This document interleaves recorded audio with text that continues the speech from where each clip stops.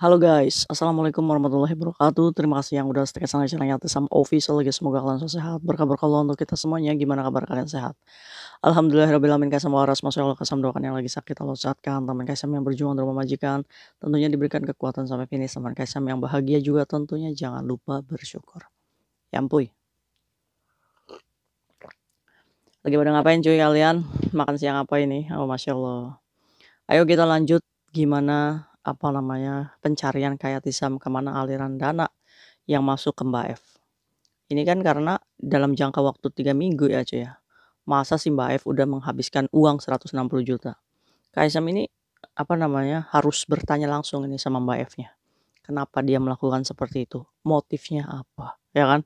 Wis kayak detektif aja Kaisam. Iya. Sebenarnya Kaisam udah esmots ini sama Mbak F ini ya. Akhirnya kemarin itu datanglah ke Cayuan di sini. Akhirnya di bawah taman ya, Kaisam interogasi itu si Mbak F.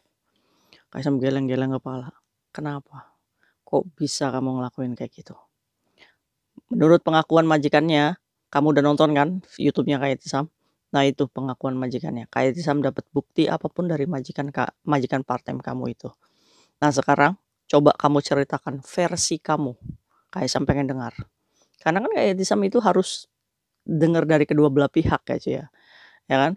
Akhirnya si Mbak F ini, demi Allah Kak Etisam, saya nggak ngambil sebanyak itu. Tapi kamu ngambil. Iya Kak Isam saya ngambil.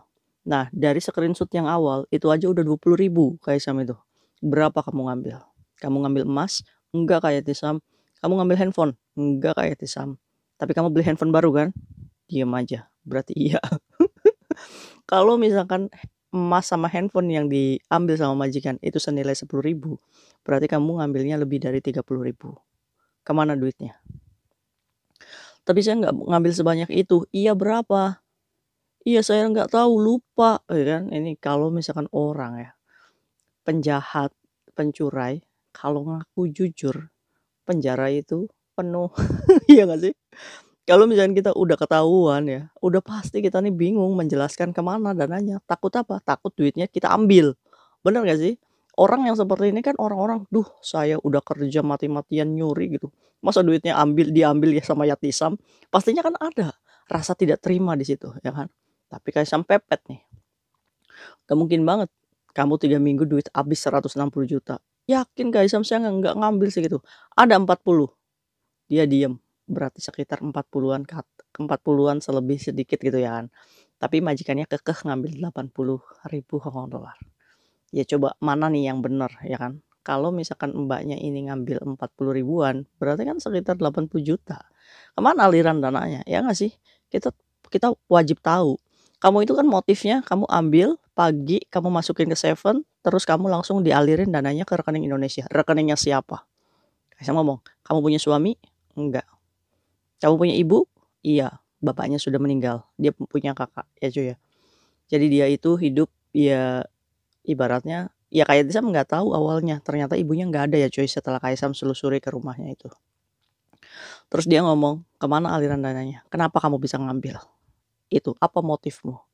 Jadi jujur ceritanya si Mbak F ini background-nya ini di rumah itu waktu ayahnya masih ada, dia ini menanggung semua pengobatan ayahnya. Ya mungkin orang Kendalnya sih tahu ya, apa namanya, background keluarganya. Ya Kaisam nggak akan show up, tapi ini pengakuan Mbak F. Jadi dia ini menanggung biaya pengobatan ayahnya sewaktu masa hidup dan dia ini, punya hutang di apa namanya, di situ ya cuy ya, menggadaikan sertifikat sebesar 80 juta. Jadi dia pergi ke Hong Kong itu sudah dengan hutang. Saat dia ini pergi ke Hong Kong, dia itu menitipkan sebuah ATM yang diberikan kepada temannya yang namanya Nur. Nur orang Kendal. Nur Alifah katanya cuy. Jadi rumahnya itu beda kecamatan sama si Mbak sama si Mbak F. Ini temannya yang dititipi ATM BNI. Nah mungkin percakapannya di situ Nur, saya pergi ke Hong Kong nanti kalau misalkan duitnya saya sudah gajian utuh, saya transfer ke kamu terus untuk bayar hutang saya ke kamu. Ya kan? Apakah Mbak F ini berbohong? Nanti kita selusuri. Jadi pengakuannya si Mbak F, uangnya itu dialiri ke rekening BNI-nya dia sini cuy. Ini BNI-nya Kaisam ambil ya. Terus Kaisam nanya, ATM-nya mana? Semuanya kamu yakin alirin ke sini? Iya Kaisam ke sini. Kamu nggak punya pacar scammer? Enggak Kaisam, bener saya nggak punya pacar. Nggak ada ATM lagi ya. Terus kamu pakai uang cash berapa di sini? Handphonemu baru, apakah itu juga uang dari hasil curian? Jadi ceritanya handphone baru yang diambil majikan itu udah diambil kan. Dia tuh sekarang handphonenya baru lagi. Berarti mungkin apakah pakai uang itu ya? Ya wallahu alam gitu. Tapi pengakuannya sampai demi Allah gitu kan. Ini nih handphone hasil dia kerja gitu. Paketan dari Indonesia. Saya ngomong, nggak mungkin banget paketan dari Indonesia. Handphone itu nggak bisa paket ke Hong Kong. Kamu nggak usah nipu-nipu kayak Tisam. Wis, berdali demi Allah ini sering kali. Kaisam tuh nggak suka, udah bohong pakainya demi Allah terus ya. Kapan kamu sadar? Kaisam nanya umurmu berapa? 31 tahun. 31 tahun cuy. Dengan kondisi mbaknya itu apa namanya pura-pura lugu menurut Kaisam. Tapi kayak belut ini anak. Akhirnya jadi pengakuannya si Mbak F ini, duitnya ini dialirin ke ATM ke bank BNI-nya dia. Dan ATM-nya itu dipegang sama Nur untuk bayar hutang. Kaisam nanya, ada berapa duit yang kamu alirin di sini? Sekitar 20 juta. Nggak mungkin banget. Kamu ngambil sebanyak itu cuma dialirin 20 juta. Sisanya kemana? Kaisam cecer terus itu tuh sampai ngaku. Namanya orang berbohong ya cuy ya. Bingung. Lagi-lagi mungkin duitnya takut diambil Yatisam gitu kan. Nggak tahu nih. Sampai pada akhirnya, oke, kalau kayak gitu kita bongkar nanti duit di sini. Setelah paspormu jadi kita ke bank BNI, kita print out ini. Ada berapa aliran dana di sini. Ya kan? Saat kayak Tisam ngomong kayak gitu, si Mbak F ini berdalih lagi. Kayaknya uangnya udah diambil Kaisam sama Nur. Kok bisa? Iya, soalnya kan ATM-nya dipegang sama dia. Di mana tempatnya Nur? Akhirnya Kaisam itu mencarilah sosok Nur ini dengan menggunakan the power of generasi 1, 2, 3. Mama, ada nggak sih yang rumahnya Kendal yang sebelahnya si Mbak F ini? Coba ayo kita cari yang namanya Nur. Katanya aliran dananya ke sana. Kayak Tisam itu menyelusuri aliran dana itu bukan apa-apa cuy. Setidaknya kalaupun masih ada sisa, yuk kita balikin loh duitnya. Karena ini kan bukan haknya si Mbak F ya. Atau setidaknya adalah sedikit-sedikit sisa untuk beli tiket pesawat si Mbak F ini. Iya nggak sih? Kan Mbak F ini pulang pakai tiket pesawat cuy. Duit dari mana? Masa duit dari Kayak Tisam? Enak aja. Tapi kalau misalkan dilepas gitu aja di Hong Kong, ini kan udah watak gitu cuy. Nanti pasti akan panjang tangan lagi. Jalan satu-satunya dia harus dipulangkan gitu. Akhirnya semalam ada tuh suaminya generasi 1, 2, 3. Udah Kaisam suami saya aja yang nyulusurin. Kita cari bersama. Sesampainya di sana cuy, mengejutkan. Ternyata rumahnya Mbak F ini sudah mau roboh dan tidak ada penghuninya. Ditanya di sekeliling tetangganya, itu ibunya juga kabur. Jadi tidak ada di posisi itu. Kakaknya jualan tapi beda tapi nggak pulang ke situ katanya. Jadi posisinya Mbak F ini hidup sebatang kara ya cuy. Walaupun punya ibu dan punya kakak. Nah mungkin dari keadaan ini, dia ini timbul rasa udah nggak punya perasaan mungkin. Dia berusaha untuk gimana caranya saya bisa membuktikan kepada semua orang yang sudah menghina, mencaci mungkin. Tapi salah jalannya. Akhirnya di situ kembali lagi diselusuri di mana rumahnya Nur. Ya nggak tahu kayak Tisam, saya itu ketemu sama Nur itu baru sekali dan lupa rumahnya di mana. Kamu ini udah bohong, banyak bohong lagi kamu ini. Jangan-jangan Nur aja juga nggak tahu nih ada nggak masuk logika banget masa ATM dititipin ke temen. Katanya dia ini bikin tabungan ini di Indonesia cuy sebelum berangkat ke Hong Kong. Terus ATM-nya itu ya dititipin di Nur gitu. Akhirnya itu tuh di Karangsinom apa ya semalam itu. Di dekatnya lapangan bola di sebelah LOR tak apa gitu. Di situ rumahnya Nur. Ditanya nggak ada yang namanya Nur. Kita dikerjain ini sama Mbak F ini. Sampai aduh gemes kayak Tisam. Kaisam jadi emosi lagi. Kamu ini ngerjain saya, kamu itu tukang bohong, udah pencuri, bohong lagi. Terus kamu gimana caranya beli tiket pesawat, ha? Terus gimana caranya beli tiket pesawat, ha? Kamu pikir pulang ke Indonesia itu nggak pakai tiket pesawat apa? Udah nggak ada kamu diterima di sini juga. Gimana caranya kamu itu beli tiket pesawat? Hah? nanti saya usahain kayak Tisam. Jadi aliran dananya itu belum ketemu cuy kemana. Si Nur ini kayaknya tokoh yang diciptakan oleh si Fitri ini. Jadi menurut pengakuannya si Mbak F, si Nur ini menghutangkan sampai 90 juta. Jadi sertifikatnya itu dibankkan, jadi si Mbak F ini yang nyicilin ke Nur ini. Dari 90 juta, dia ini ngalirin dananya sekitar 20 juta untuk bayar hutang ya cuy ya. Nah itu sih penjelasannya. Tapi kemarin itu diselusuri nggak ada yang namanya Nur. Atau jangan-jangan kita dikibulin ini ya cuy ya. Nah sekarang pertanyaannya, ini anak masih belum mau jujur cuy, duitnya kemana?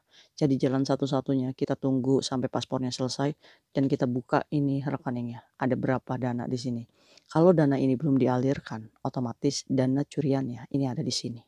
Tapi kalau misalkan ini sudah diambil, kita akan lihat siapa yang ambil. Apakah diambil melalui ATM atau melalui apa namanya? Ya kita lihatlah. Kalau ini sudah diambil duitnya melalui ATM, nanti bank kan bisa tahu ya. Ini diambilnya di daerah mana gitu. Kalau di Hong Kong ya berarti dia bohong. Berarti dia ada ATM di sini. Tapi kalau misalkan ini diambil ATM-nya lewat Indonesia, berarti ada orang yang bekerja sama dengan si Mbak F ini ya cuy. Sampai saat ini nihil pencarian kita dananya karena si Mbak F ini masih pelintat-pelintut, masih pilih pala ditanya ini. Yang jelas pastinya dia ini banyak hutang ya. Nggak tahu harus bayar yang mana dulu. Jadi aliran dananya masih belum jelas. Diselusuri ternyata rumahnya itu udah mau roboh ya. Nanti kita lihat di sini ya setelah SPLP-nya jadi ini sekitar 1 minggu ke depan. Coba kita lihat. Tapi sampai saat ini kayak Tisam itu ketar-ketir. Kalau si dana ini benar-benar nggak ada. Atau benar kecurigaan kita ini si Mbak F ini punya pacar dan kena scammer. Bahaya cuy. Gimana caranya kita pulangin ini si Mbak F? Gimana caranya kita beli tiket pesawat untuk dia ini? Masa iya kita yang modalin? Kan enak banget dia ya, dia udah mencurai dapat duit gitu, dibeliin tiket pesawat lagi, pulang, iya nggak sih? Sedangkan anak-anak OS di luar sana dia harus kerja keras dulu untuk beli tiket pesawat. Ini Mbak F ini kadang-kadang pencuri ini masihnya jadi beruntung ini, ya nggak sih? Aduh, oke kita bahas ya cuy ya. Sesulitnya kamu dari Indonesia, harusnya kamu tahu, kalau misalkan kamu pergi ke Hong Kong itu untuk bekerja, dengan background yang seperti itu, harusnya ini menjadikan semangat kamu untuk mencari rezeki yang berkah. Step by step. Kalau misalkan keadaan keluarga kamu nggak ada di Indonesia, harusnya ini tidak menjadikan beban, lebih enjoy kerjanya, bener nggak sih?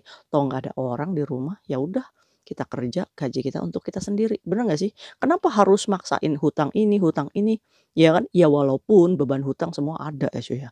Bukan hanya si Mbak Eva aja, kita juga sama punya hutang pastinya, iya nggak sih? Ya tapi kita juga harus punya sadar, ini semuanya bank dicawukin semuanya, kayak aji mumpung, kayak kayak bukan duitnya gitu cuy. Ya anunya mah bukan duitnya ya. Yang pengen pengen makan enak, pengen hedon, pengen pengen cepat kaya, pengen mendapatkan pengakuan. Ya mungkin si Mbak F ini apa namanya pergi dengan keadaan hati yang sudah luka ya cuy ya. Tapi kan nggak gini caranya. Ini bukan hal yang dibenarkan. Udah kita miskin ya ibaratnya kayak gitu. Kita juga SDM-nya miskin, doyan ngutang, nyuri lagi. Komplit. Ini udah klepto ini Mbak. Jadi semalam itu Kaisam diputer giling sampai puyeng nyari yang namanya Nur ya di sekitar situ.